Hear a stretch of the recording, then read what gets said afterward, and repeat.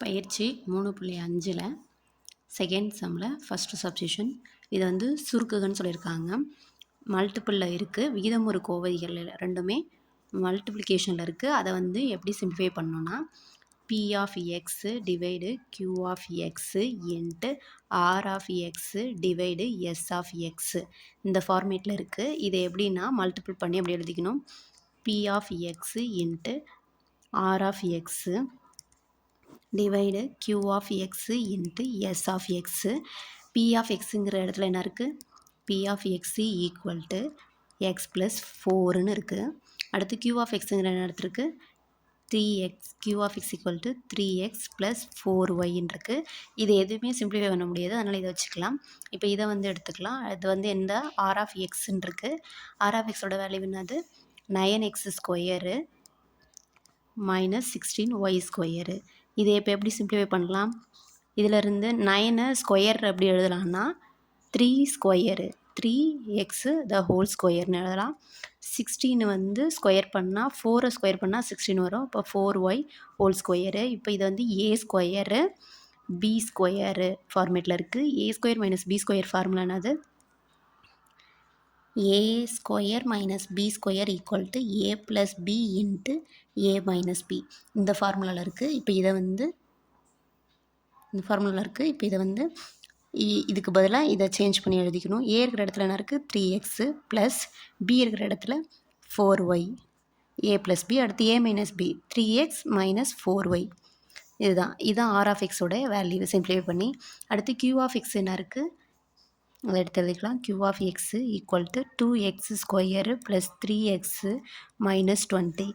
இப்போ இதை வந்து காரணிப்படுத்துக முறையில் தான் போட முடியும், ஃபார்முலாவில் எதுலேயும் வராது. அதனால் காரணிப்படுத்துக முறையில் போடுறோம். இது ரெண்டுத்தையும் பெருக்கணும், இதை வந்து கூட்டணும். இப்போ இதை எப்படி காரணிப்படுத்தல போடுவோம், எக்ஸ் ஸ்கொயரோடைய கெழுவோட கான்ஸ்டண்ட்டாக பெருக்கணும். அப்போ 2ஆல் 20 பெருக்குனா 40, கூட்டுனா 3 வரணும். இப்போ 8 5 40. இப்போ பெருக்கும் போது மைனஸ் வருது, ஆனால் கூட்டும் போது ப்ளஸ் வருது. அப்போ சின்ன நம்பரில் மைனஸ் போடணும், பெருக்கும் போது மைனஸ் வந்துடும். இது ரெண்டுத்தையும் கழிச்சோன்னாலும் பெரியனோட குறி ப்ளஸ்ஸு வந்துடும். இப்போ இந்த 2x ஸ்கொயரை அப்படியே எழுதிக்கிறோம். ப்ளஸ் 3xக்கு பதிலாக ப்ளஸ் 8x மைனஸ் 5x எழுதிக்கணும். மைனஸ் 20 அப்படி எழுதிக்கிறோம். இதிலேருந்து காமன் என்ன எடுக்கலாம், 2xை வெளியே எடுக்கலாம். அப்போ இங்கே என்ன வரும், எக்ஸ் மட்டும் இருக்கும். இங்கே 2 எடுத்துட்டோன்னா எத்தனை 2 8, 4 2 8, அப்போ 4 மட்டும் வரும். எக்ஸ் ஆல்ரெடி வெளியே எடுத்தாச்சு. இங்கே மைனஸு 5 வெளியே எடுத்துட்டோன்னா எக்ஸ் மட்டும் இருக்கும். மைனஸ் வெளியே எடுத்தாலும் ப்ளஸ் ஆகிடும். எத்தனை 5 20, 4 5 20. இப்போ இதில் ரெண்டில் என்ன காமனாக இருக்குது, எக்ஸ் ப்ளஸ் 4 வந்து காமனாக இருக்குது.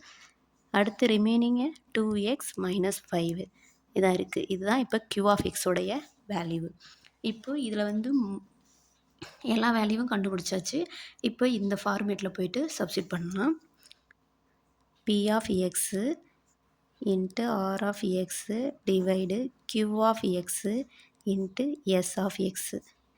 பி ஆஃப் எக்ஸோட வேல்யூ என்னது, x plus 4 into R of எக்ஸோட வேல்யூ என்னது 3x ப்ளஸ் 4y